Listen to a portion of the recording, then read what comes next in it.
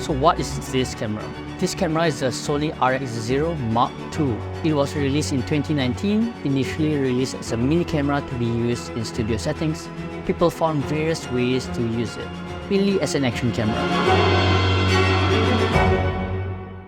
Okay, so right now I'm shooting on the RX0 with a microphone because the audio on this kind of sucks. This is the quality of the RX0 Mark II.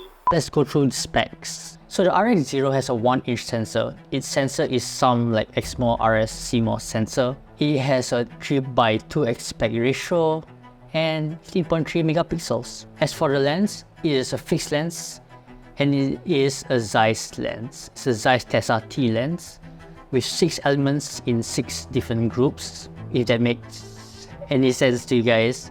And because it's a fixed lens, it is fixed at f4 and f4 aperture. However, the focal range is 7.9 mm, which is basically the same as a 24 mm lens on a full frame. Well, the focus distance is about 20 cm to infinity.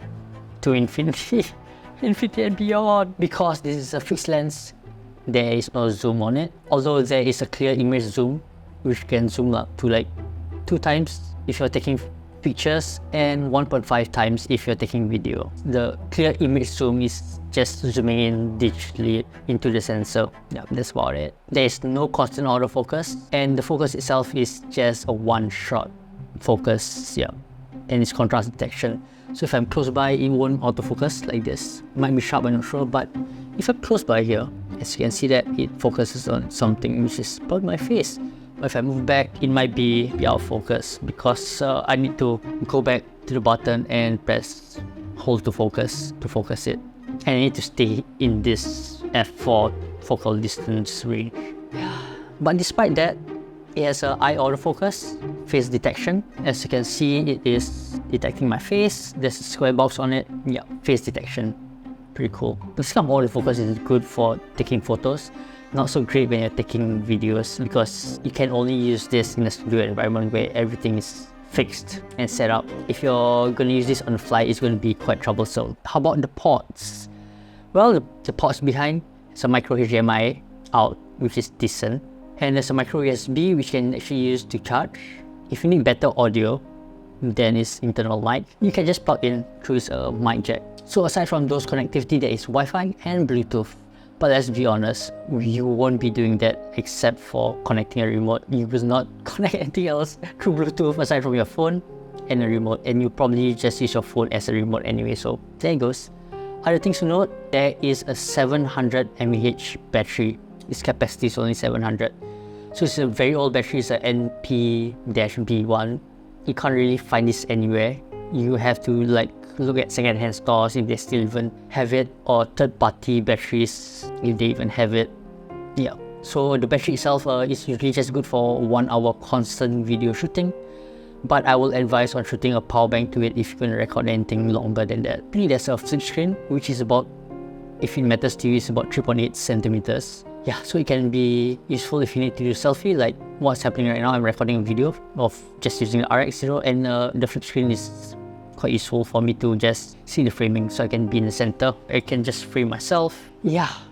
So how about other things? The photo is the same as any other camera, so I won't even go through that. How about the video? The video shoots at 4K 25p and 1080 100p. So if you need slow-mo, you have to switch to 1080p, HD, and shoot 100 frames per second or 120. It depends on where you are. I'm in PAL, so it's 100 frames per second.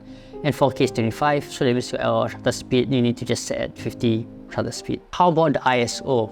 This is a tough one because the ISO is good until about 800. You could gamble with ISO 1600, which is what it is right now because this room is actually quite dark and I'm using the monitors to light my face, and it's at 1600, so this is the max that I will advise anyone totally going.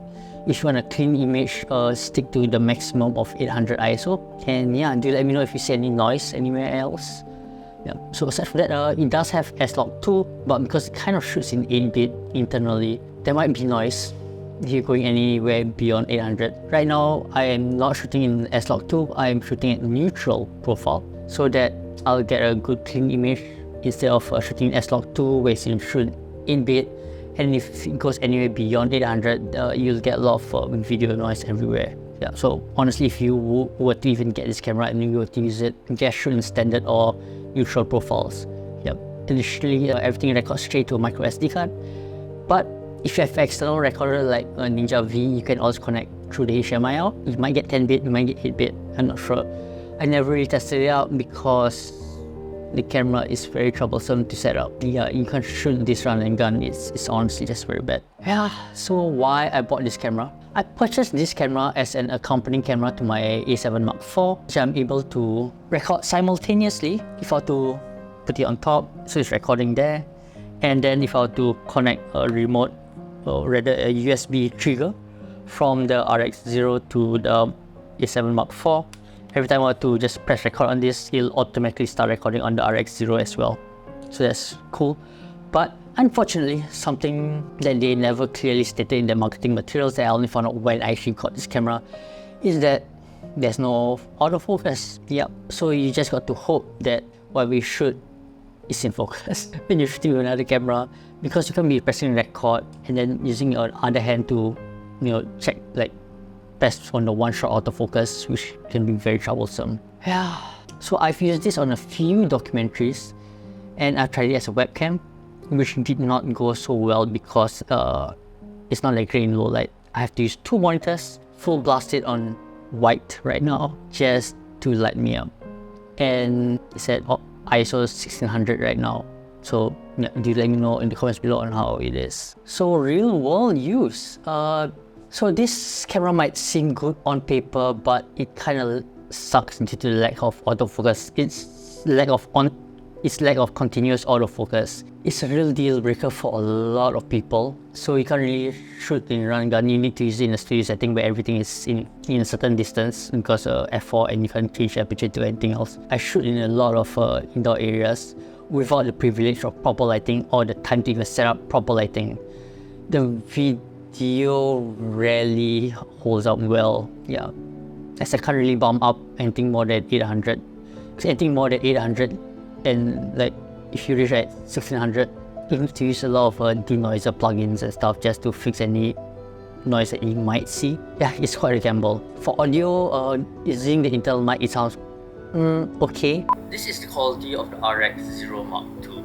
Not the best, but I mean, who does it? I mean, you're just going to use this for video in the studio. And if you really need better audio, they have a mic jack which you can just plug in, which is what I'm doing right now. So in order to use this camera, if you were to run and gun and use me outdoors and stuff, you need to rig it out really hard. You need to get another cage, you need to plug in a mic, you need to plug in another like your external battery, power bank or something, yeah. Which kind of defeats the purpose of getting this camera for a small form factor. In order for you to actually use it in any other way except for studio single use, you need to rig it out quite a bit, and it's going to impact the size of the camera. It's going to make it way bigger, and you must just get a normal mirrorless camera if you were to do so. But if you were to use this camera for pictures, it's totally fine because you're just getting the shot. Yeah, just one press for an autofocus and you got a shot and that's it. Yeah, is it good for photos? Yeah, it's okay, So again, in real world use, it's really good until about ISO 800. Everything above that can be quite a gamble. So because this camera was released in 2019, right now you shouldn't even get a camera, even if it's second hand. I would advise not to get something else. If you need an action camera, get anything else. It can be the DJI action camera, Action Cam 4. That's pretty good. And the GoPro, it's kind of in a slum right now, so I wouldn't advise on getting that. But if you need a external second cam and you don't mind gambling, you can sort of consider the RX0. Yeah, if you have a certain distance that you know your subject is going to stay in the they're not going to move around, then it's totally fine because so there's no auto constant focus. So if you were to even get this camera, remember that lights is very important and that your subject does not move a lot. Thanks for watching this far into the video. Do like the video or dislike. If you have any comments about this camera or any questions, just leave your comments below. And yeah, don't forget to subscribe and see you guys next time. Bye.